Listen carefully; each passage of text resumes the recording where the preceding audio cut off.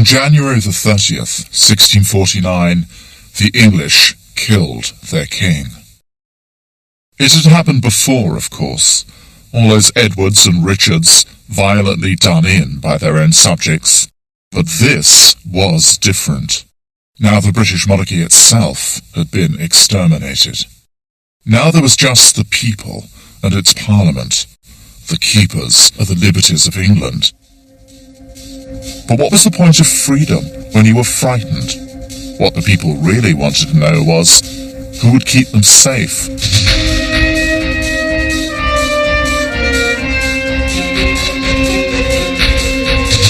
Who would stop the soldiers from burning and pillaging, allow people to sleep quietly in their beds? Who would protect them from the wars of religion and politics which seemed to go on and on and on? Would it be Parliament, or would it be a great general like Oliver Cromwell? It doesn't matter, said the hard-headed philosopher Thomas Hobbes, a royalist who'd come back to Cromwell's England. What the country needs is a strong ruler who embodies all the people. Whatever or whoever can save the country from anarchy, whatever can save you from yourselves. Never mind about what's right or wrong. Put yourself in the hands of the power that protects, the all-powerful Leviathan.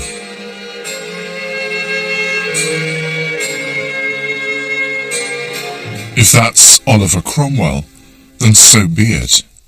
It's the reasonable thing to do. But the Scots, the English and the Irish were not about to be reasonable because they were much too busy being righteous. Over the next half-century, righteousness would kill a lot of the British. At the end of it all, reason would appear, but not before a lot of tears had been shed. Tears of rapture and tears of grief.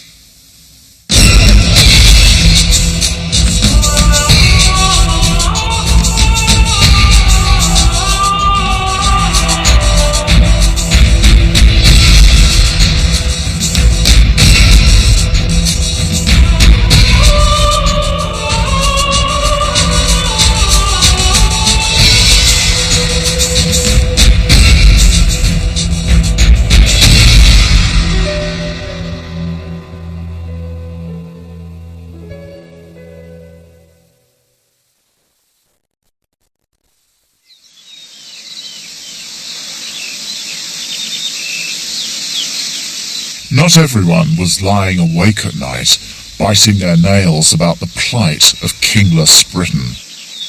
For many, this was the dawn of a new age. It's true, no one had foreseen this during the civil wars, but in giving them victory, the Almighty had shown them that Albion must be turned into Jerusalem. He had lain the Stuart kings in the dust. The only king to follow now was King Jesus, and the only true government, that of his saints. Let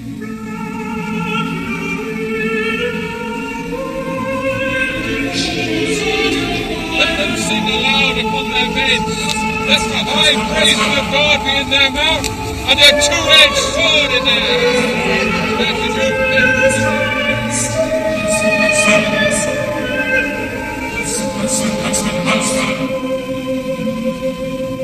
The kingdom of God was at hand, the most blessed revolution of all, and no one was more convinced of this than Albion's holy warrior, Oliver Cromwell. Religion was not at first the thing contended for, but God brought it to that issue at last, and at last it proved that which was most dear to us. Cromwell called himself a seeker, and what he sought all his life was God's destiny for himself and for his country.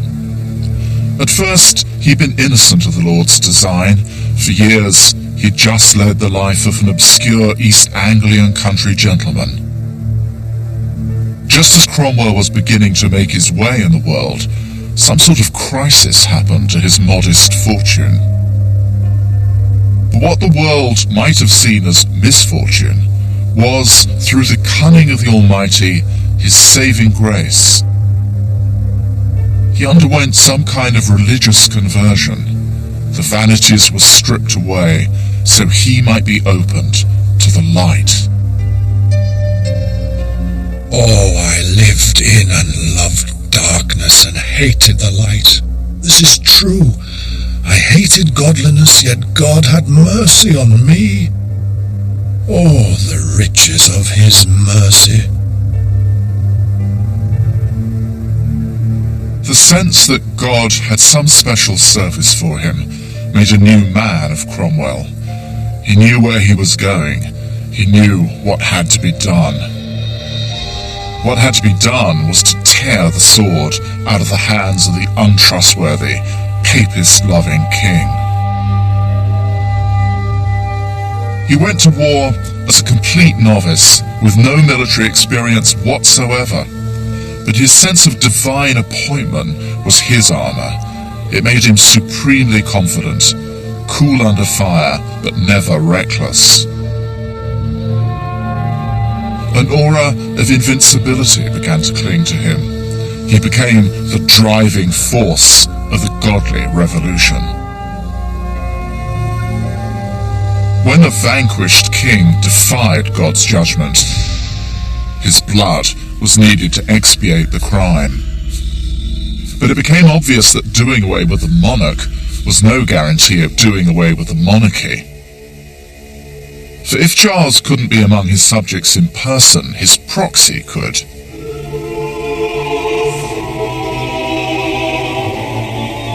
The Greek word icon means both an image and a copy, and the icon basilicae, the spitting image of the king, appeared within a week of his execution. It was an instant bestseller, going through 35 editions in a year, and it made Charles an imperishable martyr. A latter-day Christ, sacrificed for the sins of his people. Like Christ, Charles too would be resurrected, wearing his heavenly crown, and made flesh in the person of his son, Charles II, awaiting the call from exile in France. The poet John Milton, an ardent champion of the parliamentary commonwealth, was hired to attack the cult of the king martyr as so much wicked idolatry. To persuade the fearful and the gullible, they didn't need a Charles I. In fact, they didn't need any Stuart monarch. Look, he wanted to say, just stop worrying about the dead king. You're the sovereign now. Come to think of it, you've always been the sovereign. Kings have been yours to hire or fire. But when Cromwell and Milton told the people that it was time for them to govern themselves, they didn't of course mean to be taken literally. What? Every jumped-up weaver or ploughman with some sixpenny book learning, announcing he'd just appointed himself the magistrate of mucking on the wold, granting himself the vote? Heaven forbid! That way lay chaos. No, the people should put the government of the state into the hands of the kind of men God saw fittest to exercise it, incorruptible men of substance and piety. Oh, I see, said freeborn John Lilburne, the leveller, an ex-army officer who wanted to level the distance between the mighty and the humble, the rich and the poor. You mean the same kind of people who got us into this mess in the first place.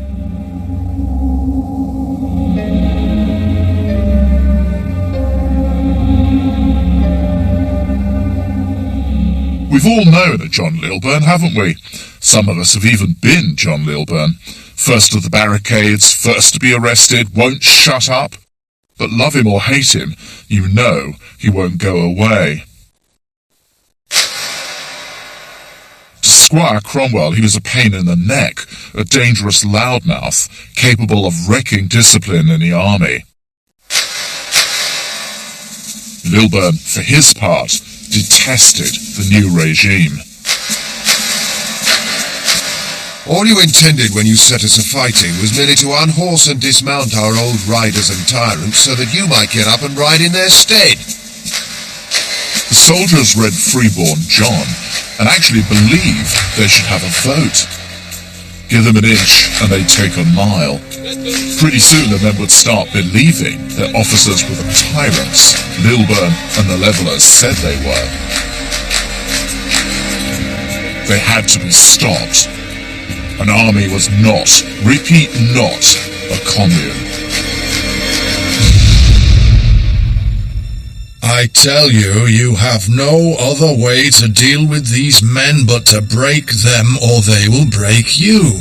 Yea, and bring all the guilt of the blood and treasure shed and spent in this kingdom upon your heads and shoulders, and frustrate and make void all that work that with so many years' industry, toil and pains you have done. I tell you again, you are necessitated to break them. Off to the tower went the Leveller leaders, like so many traitors. But then something astounding happened. A petitioning campaign to demand the release of the Levellers was mobilised in London by Leveller women. Now for the Puritans, the cardinal virtues of women were silence and meekness. But these women were shameless, obstinate, loud-mouthed, and, it has to be admitted, brave. Leveller women had always been involved in the movement's political campaigns. Elizabeth Lilburn had been politicised through her efforts to spring her reckless husband from one prison or another. Mary Overton had been brutally punished for printing and distributing her husband's tracts, tied to the end of a cart and dragged through London streets with her 6-month-old baby pelted and abused like a common whore. But the most impassioned and articulate of the sisters was a woman called Catherine Chidley. She started as a charismatic preacher and turned to politics in an attempt to make the Commonwealth understand the particular sufferings of her sex.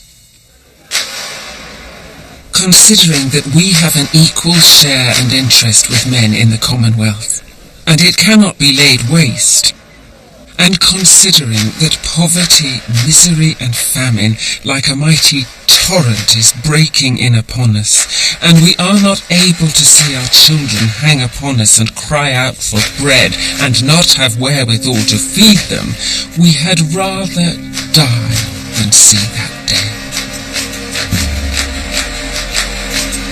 This was not what Oliver Cromwell had expected from Jerusalem. It got worse.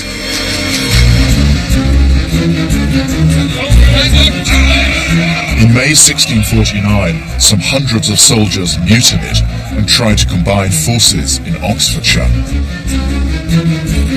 Cromwell rode hell for leather 50 miles in a day and caught them in the middle of the night at Burford.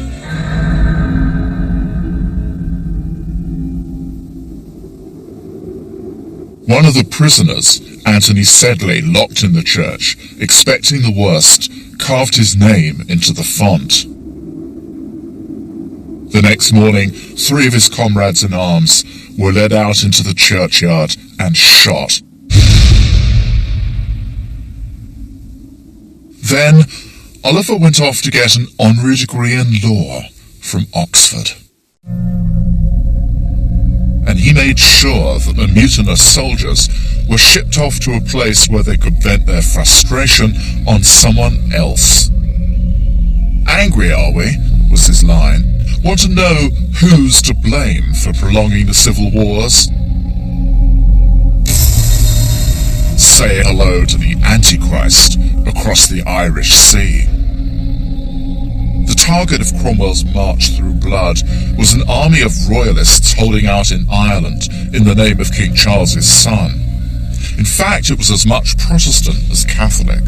But in his conviction they were the legions of the devil, Cromwell was not about to make nice distinctions. At Drogheda, on the main road between Dublin and Ulster, he made it only too clear what he had in mind. There's no point sidestepping this horror, is there? This was Cromwell's war crime, an atrocity so hideous it's contaminated Anglo-Irish history ever since. But we need to get right just what this atrocity was. What it wasn't was the indiscriminate butchery of women and children. No eyewitnesses ever claimed to have seen any such thing. But what Cromwell did order, unhesitatingly and without any mercy, was in any case an act of unspeakable murder.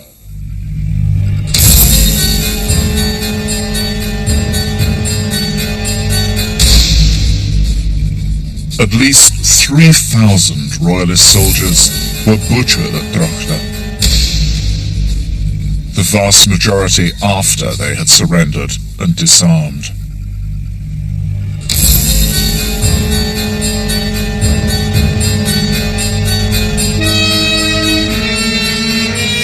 At St. Peter's Church, Cromwell had his soldiers burn the pews beneath the steeple to smoke out the defenders, who were incinerated in the flames. The general saw no need to hang his head about the massacre. We are come to break the power of a company of lawless rebels who, having cast off the authority of England, live as enemies to human society, whose principles are to destroy and subjugate all men not complying with them. We come by the assistance of God to hold forth and maintain the lustre and glory of English liberty in a nation where we have an undoubted right to it. This is absolutely authentic Oliver Cromwell, and today it makes for unbearable reading.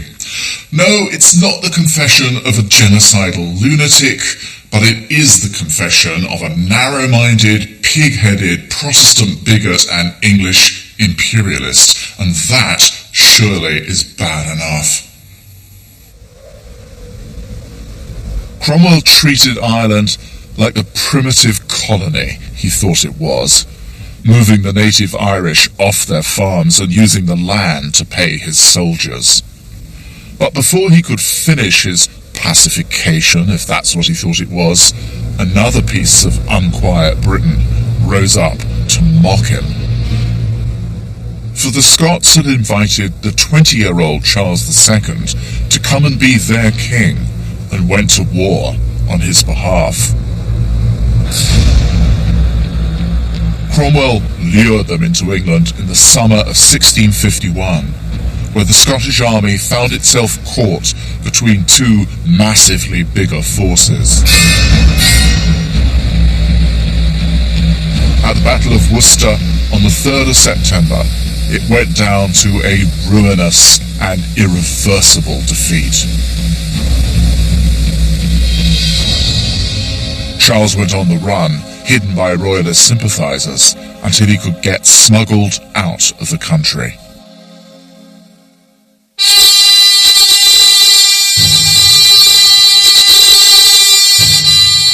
So when Oliver Cromwell returned to London in the autumn of 1651, it was as an English Caesar, the like of whom had not been seen since the days of Edward I. If Cromwell was God's Englishman, it was because he felt in his marrow that England was God's true promised land, and the best thing that could happen for Britain was that it become as English as possible. The Stuart dream of a united Britain, of course, had been what had started the civil wars. Now Cromwell had ended them by making that dream a reality, not as a united kingdom, but as a united republic of Great Britain. But what kind of republic was it supposed to be? As much as anyone, Cromwell knew the country was exhausted from almost 15 years of war. It was time, as he said, to heal and settle. But this didn't mean business as usual. Surely God didn't mean for so much blood and treasure to have been spilled, only so that ungodly lawyers and money brokers could get richer. and that seemed to be the way things were going under the government of the Parliament, the keeper of the liberties of England, as it styled itself. It still sat as it had when its members had been purged by the army to allow the trial of the king to proceed, ridiculed by its enemies as the Rump. To Cromwell, the Rump was a monstrosity, a bastion of selfishness and greed, more like Sodom than Jerusalem. Worst of all, it showed no signs at all of wanting ever to close down. When it came up with a bill designed to replace old members and keep itself going indefinitely, this was the last straw. On April the 20th, 1653, Cromwell marched down to Westminster in the company of a troop of musketeers.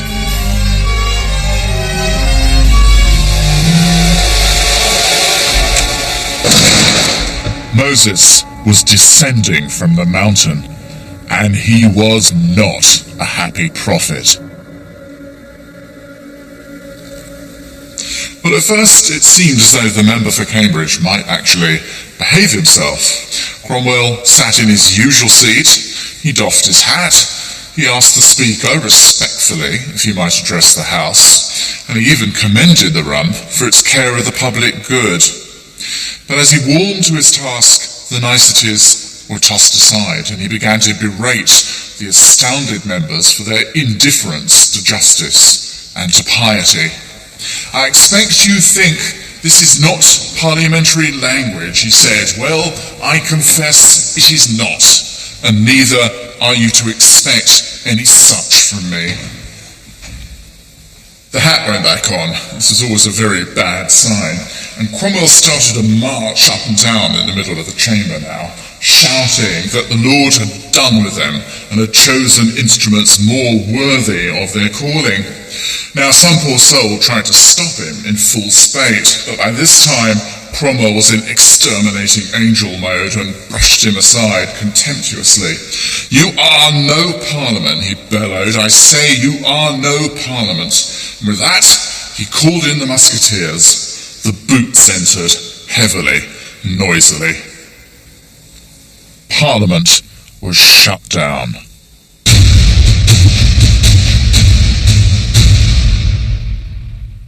This was a depressingly modern moment, a classic coup d'etat, in fact.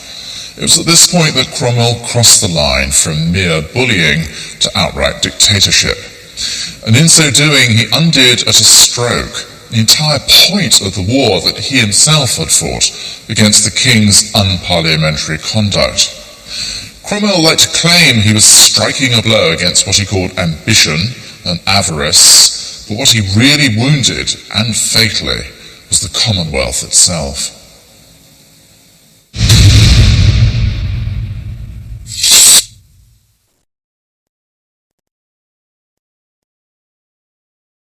This is the point at which Cromwell could have seized power, and everyone expected him to. But Cromwell wasn't working for himself, he was working for God. In Parliament's place, he would set up an assembly of men hand-picked for their piety. It would be an assembly of saints, and his language was very different as he exhorted them to go about their business. Love all the sheep, love the lambs, love all, tender all. But mystical rapture and politics don't go well together, at least not in Britain. And in a few months, the unworkable assembly collapsed, its leaders begging Cromwell to put it out of its misery. He duly obliged.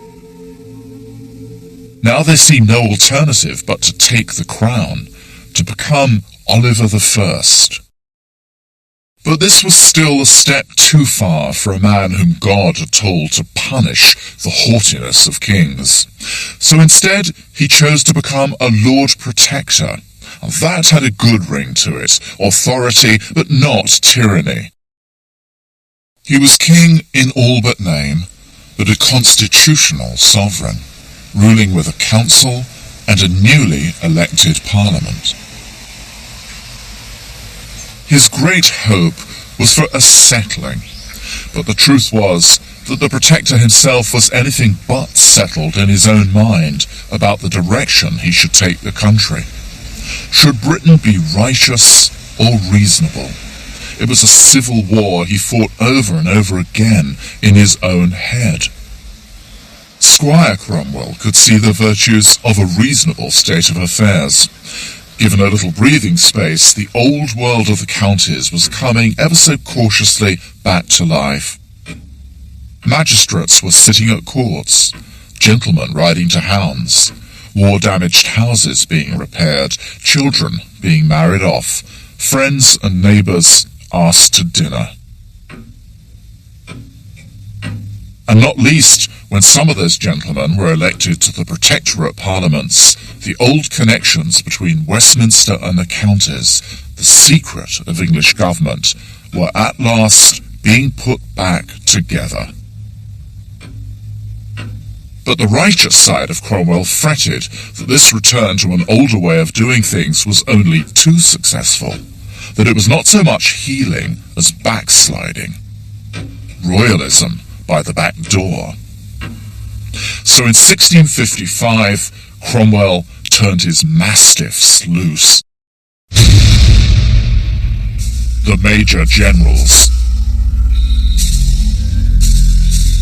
It was their job to take righteousness out into the shires, the Protestant Taliban on horseback. Muffle the bell ringers, snoop on the alehouses, lock up the fornicators, cancel Christmas.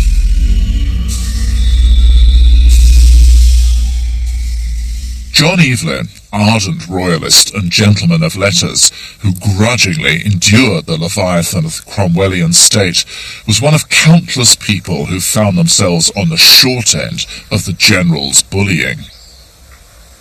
I went with my wife to London to celebrate Christmas Day, Mr. Gunning preaching in Exeter Chapel. As he was giving us the Holy Sacrament, the chapel was surrounded by soldiers. All the communicants and assemblies surprised and kept prisoner by them, some in the house, others carried away.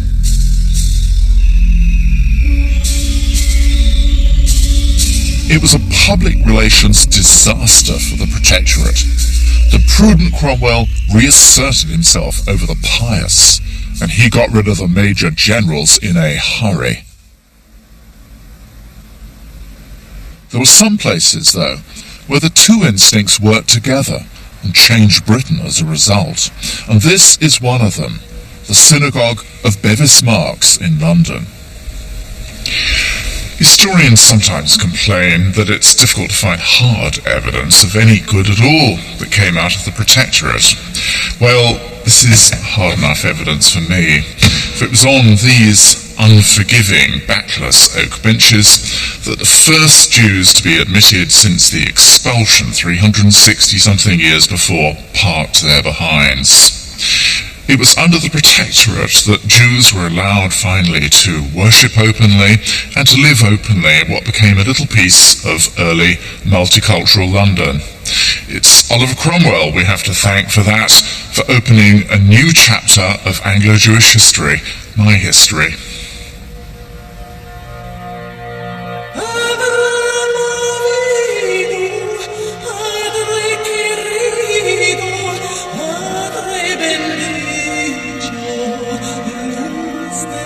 His apocalyptic timetable told him that the conversion of the Jews would herald the coming of the last days. But his business sense told him that through their network in the Dutch and Spanish trading world, the Jews could be a priceless source of commercial and military intelligence. Piety and pragmatism, those twin qualities so often at odds inside Cromwell's personality, this time came together to make him, as far as the Jews were concerned, a true Lord Protector. but not king. In the end, and so unlike the king he had destroyed, Cromwell could never shake off his sense of unworthiness. It was what saved him and Britain from a true dictatorship. Oliver Cromwell believed he worked for God. Real dictators think they are God. It was those men who fancied themselves little gods, Charles I or the Republican oligarchs, who most aroused Cromwell's contempt. Simplicity was a word he used all the time about himself, and it was the highest of moral compliments. But to prolong the protectorate, Cromwell actually needed to be more of a Leviathan than he could ever stomach, and that is both his exoneration and his failure. And it's one of the most extraordinary ironies of British history that Cromwell's protectorate, demonized by both royalists and republicans alike, ultimately formed the blueprint for our constitutional monarchy. A chief executive who chose his government, but who were both answerable to a regularly elected parliament. But Cromwell himself would not live to see this happen. On September the 3rd, 1658, the anniversary of the Battle of Worcester, Cromwell died while an immense black tempest was raging over England, ripping out trees and sending belfries crashing to the ground.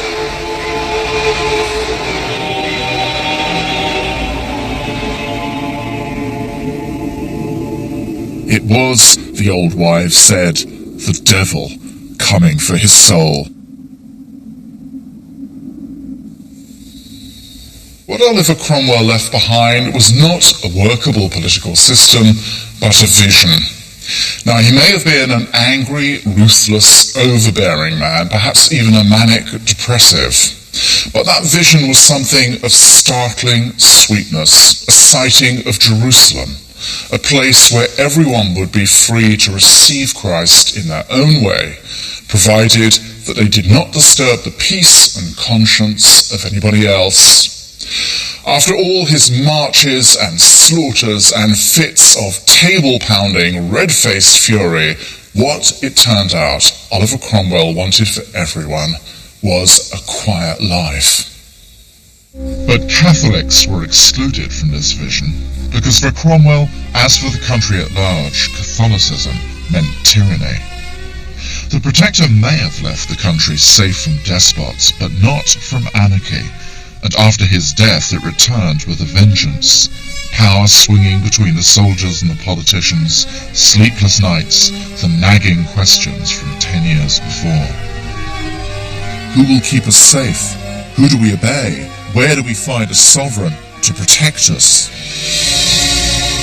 It took another hard-headed soldier to see the only way to restore order. General George Monk had been a royalist in the Civil War and a Cromwellian when it seemed that only the Protector could keep the peace. Now, he realized that with the Lord Protector gone, there was only one person who could take his place. That was a new king. The irony about the restoration of Charles II was that he came to the throne not because England needed a successor to Charles I. He came to the throne because England needed a successor to Oliver Cromwell.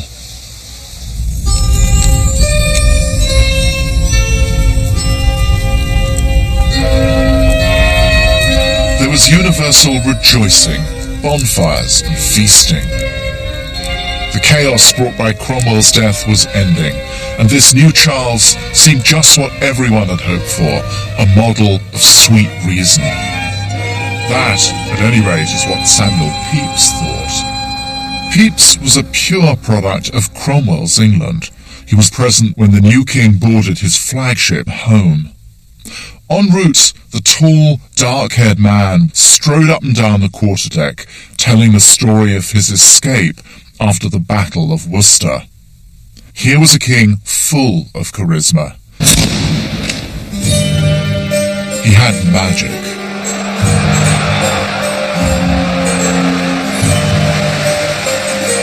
But would his reason survive the emotions stirred by his return? The diarist John Evelyn recorded with unrepentant royalism burning in his breast, "This day came in his majesty to London, after a sad and long exile, with a triumph of above 20,000 horse and foot, brandishing their swords and shouting with inexpressible joy. The ways strewn with flowers, the bells ringing. I stood in the Strand and beheld it and blessed God. And all this without one drop of blood, and by that very army which had rebelled against him." The king was crowned at Westminster on the 23rd of April 1661. His reign was backdated to the day after his father had been beheaded. But even before the king had been crowned, there were those with long memories who were looking for revenge. On January the 30th, 1661, exactly 12 years after Charles I's severed head dropped into the straw, the remains of Cromwell and the regicides were dragged from their tombs and hanged from the common gallows at Tyburn before being buried in a deep pit. Over the next months, 11 other king killers were hanged, drawn and quartered.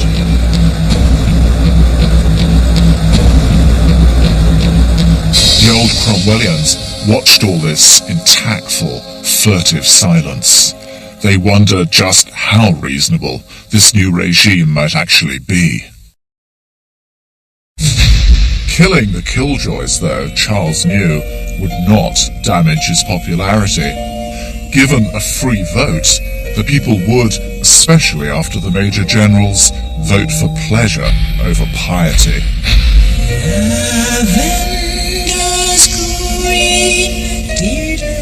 And leading the dance, of course, was Charles himself, constitutionally incapable of being so churlish as to spurn any woman generous enough to invite him into her bed.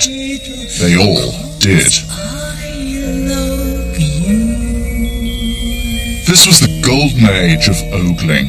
If Puritan England had been governed by the ear, wide open to receive the word of God, the Restoration restored the sovereignty of the eye.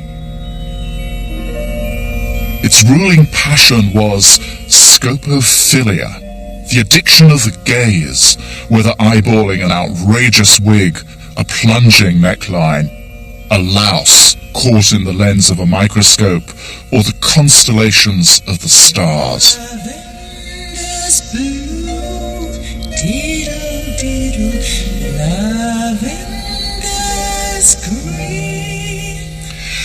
Charles's boyish enthusiasm with the latest optical instrument suggested he might turn out to be a new kind of Stuart, one whose vision dwelled not in cloudy realms of absolutism, but which was precisely focused, concerned to observe reality, political as well as physical. He might in fact turn out to be that most unlikely thing, a reasonable Stuart king. This was the Stuart for whom the physical world was his alpha and omega, who was earthy in his realism. All too earthy, some thought, as they looked down in disgust at the theatre of indolence punctuated by debauchery that had become the court.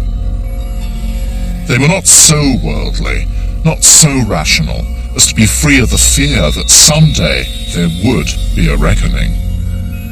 Someday soon, as it turned out. In the summer of 1664, a comet appeared in the skies over England. Its sallow tail could be seen with unprecedented clarity through the lens of the new telescopes owned, among others, by the king. But what most people saw was disaster in the offing. They had all read their almanacs. They knew that the apocalypse would be heralded by pestilence, fire, and war.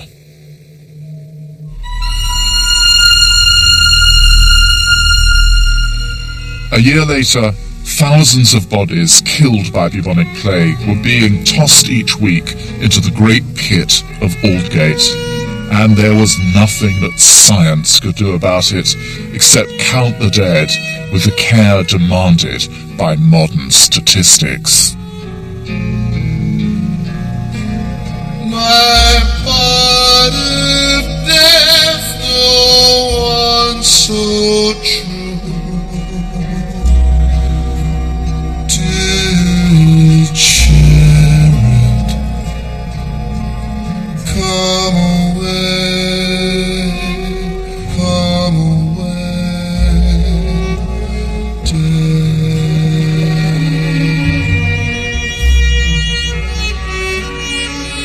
1/6 of London's population perished.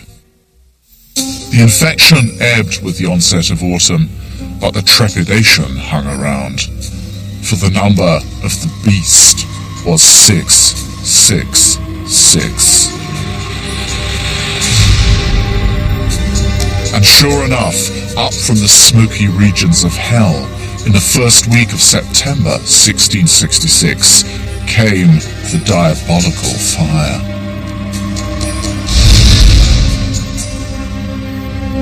In the early hours of Sunday, September the 2nd, the Lord Mayor of London was woken from his sleep to be told that a fire had started in a baker's shop in Pudding Lane. His response was, Pish! That woman might piss it out.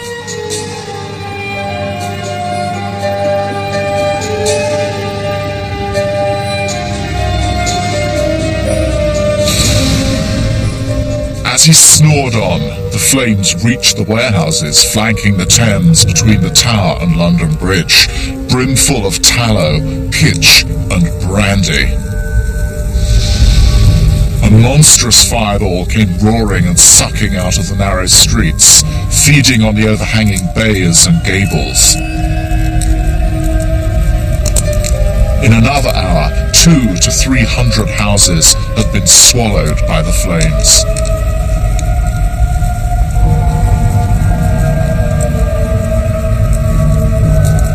John Evelyn, who'd been saying for years that overcrowded London was a disaster waiting to happen, took no joy in the fulfillment of his prophecy.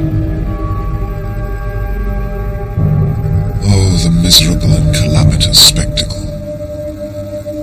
God grant mine eyes that I never behold the like again, who now saw 10,000 houses all in one flame. The noise and crackle and thunder of the impetuous flames, the shriek of women and children, the hurry of people, the fall of towers, houses and churches like a hideous storm. London was, but is no more.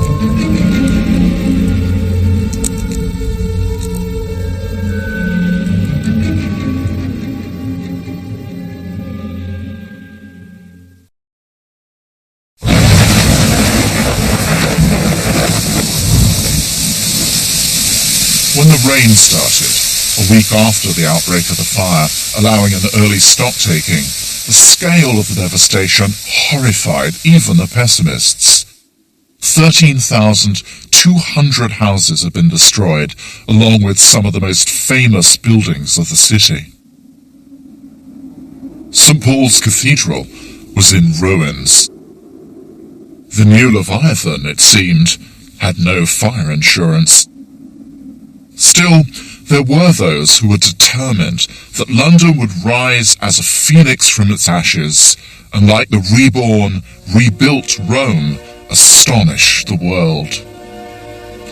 This sort of thing had long been on the mind of Christopher Wren, mathematician, architect, and brilliant prodigy of the Royal Society. So when Roman antiquities were found in the debris around St. Paul's, one of them a tablet bearing the Latin inscription, Resurgam, I shall arise, Wren took the message to heart. London had once been a great Roman city, and now would outdo the ancients.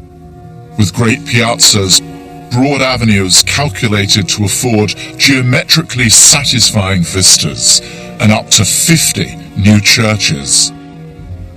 And at its heart would be a new St. Paul's, a cathedral the like of which had never been seen in Northern Europe. He even built a giant wooden model to show the king and clergy just what they would be getting. How could they not be awestruck by the huge dome that used the same technology as a microscope to flood the interior with light?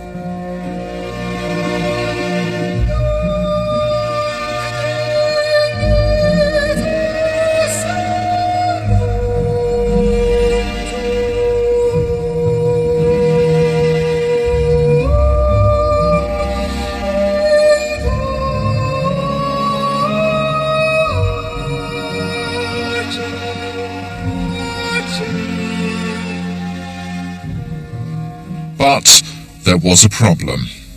Wren had designed his cathedral as a Greek cross, sacrificing the traditional floor plan of a Protestant church in favour of perfect acoustics and light. You can almost hear the mystified, angry complaints of the reverends. And where exactly is the choir supposed to go? And how do we process up a nave, which isn't there? Most of all, they said, well, call us old-fashioned, but this looks suspiciously to us like a Catholic basilica. We'll be, if you pardon the phrase, damned if we're going to let St. Paul's turn into St. Peter's.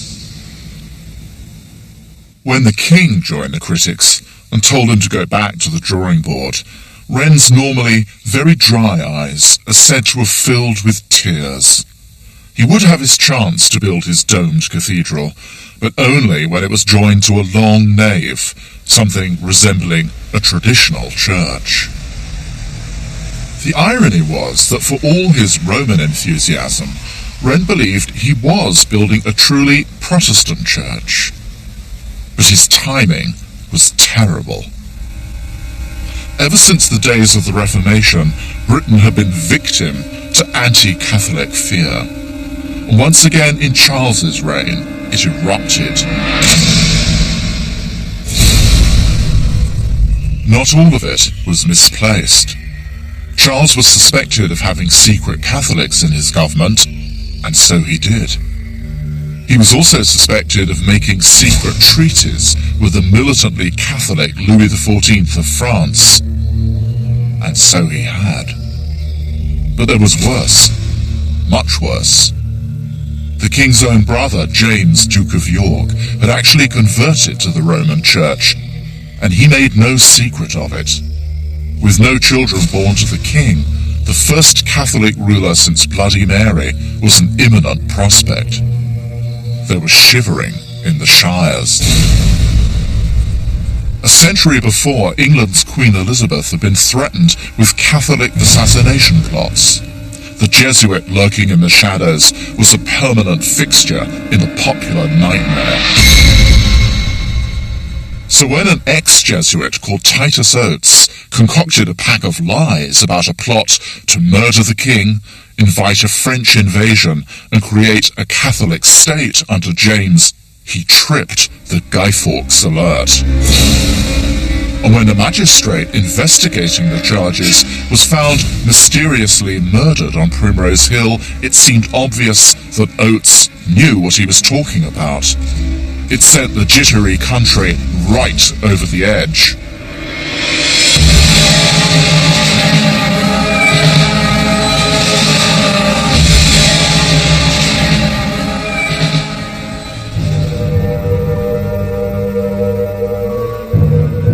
Anti-Catholic violence swept the country. Riots, burnings, lynch mobs, kangaroo courts. For some politicians, the ugly mood of the country was a golden opportunity to press their favourite cause. James, Duke of York, should never be allowed to sit on the throne. He had to be excluded. Anything to stop the cycle of religious wars from breaking out again. It was an extraordinary crisis in the history of the British monarchy, for at stake were not only the lives of hundreds of those victimised by all the lies and hysteria, but the fate of the polity itself. because to concede exclusion was to accept that Parliament had the right to judge who was fit or unfit to occupy the throne. And that was a concession Charles II was absolutely not about to make. But Charles met the most serious crisis of his reign with his most powerful weapon, reason. He offered a compromise. His brother would be allowed to succeed if he agreed to be a private Catholic and not to lay a finger on the Church of England. Riding the wave of paranoia, the newly elected Parliament summoned to Oxford turned him down. They assumed that memory was on their side, that this Charles would remember the fate of his stubborn father, who had triggered a war when he too had been suspected of being soft on Catholicism. But historical memory is a double-edged sword.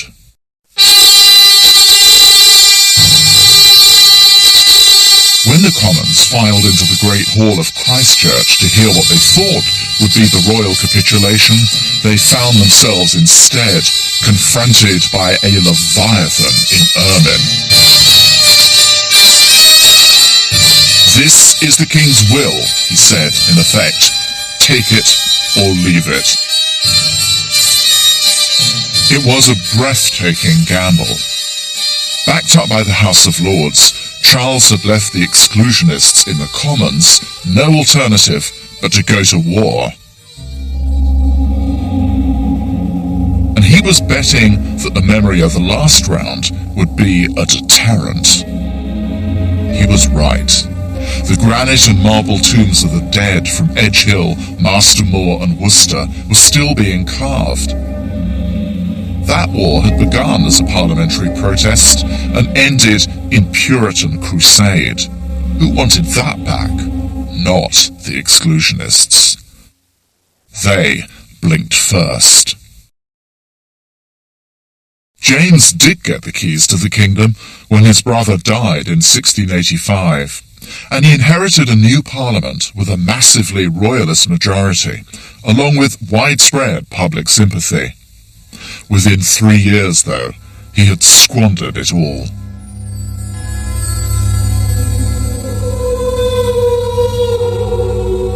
James never had any intention of hiding his faith.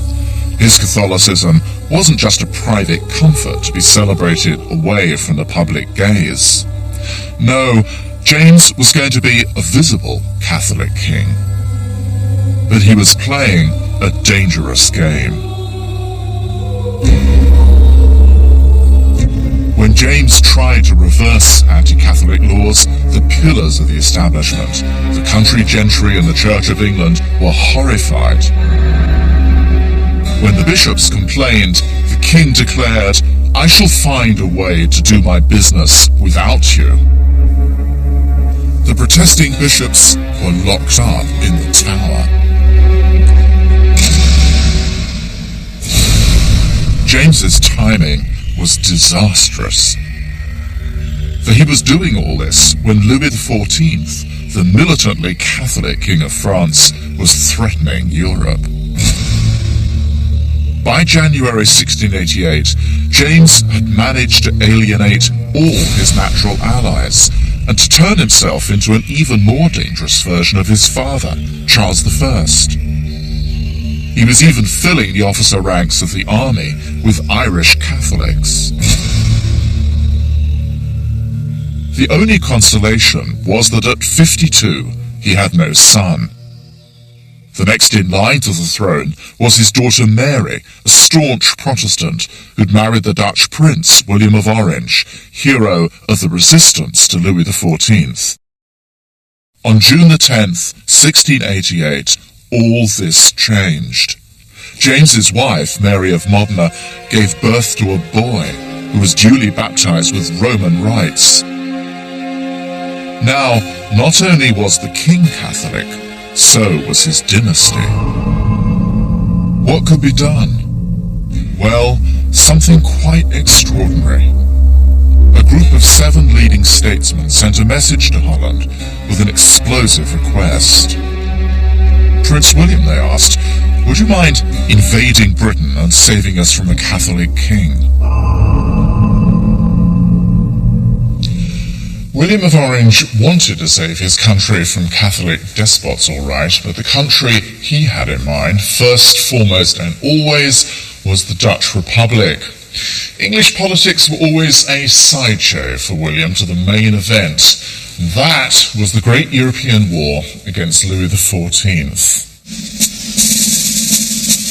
What choice did he have? There would be British troops in that war.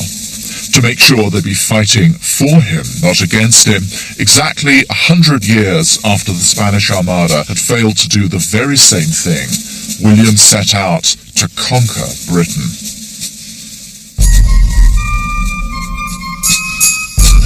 He was nothing if not thorough. 60,000 copies of William's manifesto blanketed England in an effort to present the planned invasion as a response to a spontaneous uprising against the Catholic tyrant. It was so persuasive that he succeeded in making James seem the foreigner in his own land, and the Dutchman the true Brit. The fate of the Armada was a sobering thought, so his Dutch invasion force made the Spanish one seem puny. This time, there were 600 vessels and up to 20,000 troops.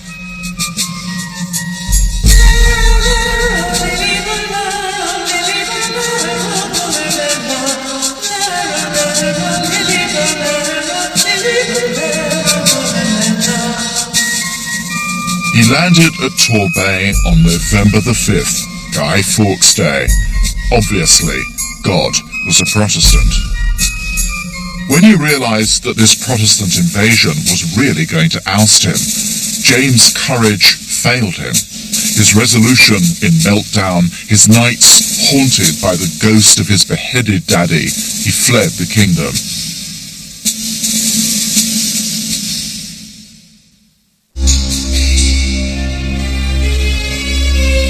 William claimed that he'd come just to restore English liberties, but now he had Dutch soldiers in the streets, and if he decided to be king after all, who was going to say otherwise?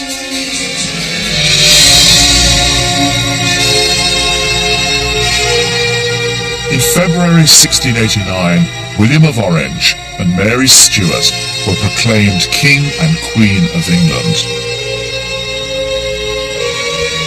But during the ceremony, something profoundly novel happened. A Declaration of Rights was read out, listing the conditions under which the new monarchs would be allowed to sit on the throne. Parliament had changed the job description of the ruler. It turned out that the country did not need Leviathan. What it wanted was a chairman of the board, and Dutch William fitted that role to a T. William III would fight his wars by asking, not demanding, funds from the elected representatives of the people. And ruling together with Parliament, his government looked remarkably like a reasonable version of Oliver Cromwell's Protectorate.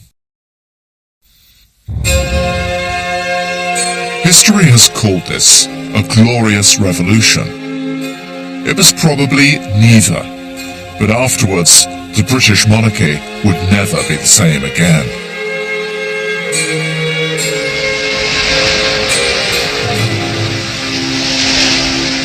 But the old monarchy had one last desperate play to make. In March 1689, James landed in Ireland with 20,000 French troops. The Catholic Irish flocked to their king. Like the English, they had become pawns in someone else's chess game.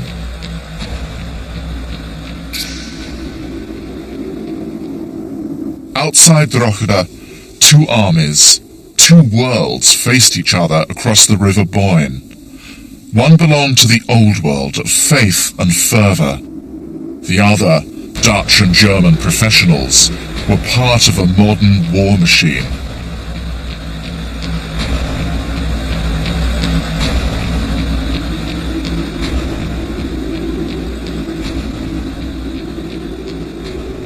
No prizes for guessing who won.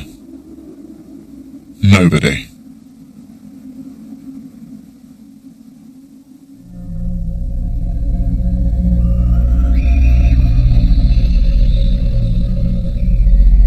That is the patriotic duty of Irish man and Irish woman to engage in that legitimate armed struggle. We will never surrender! Ever! Ever! Ever! Ever! I would appeal to Unionists to engage fully in the search for a lasting peace.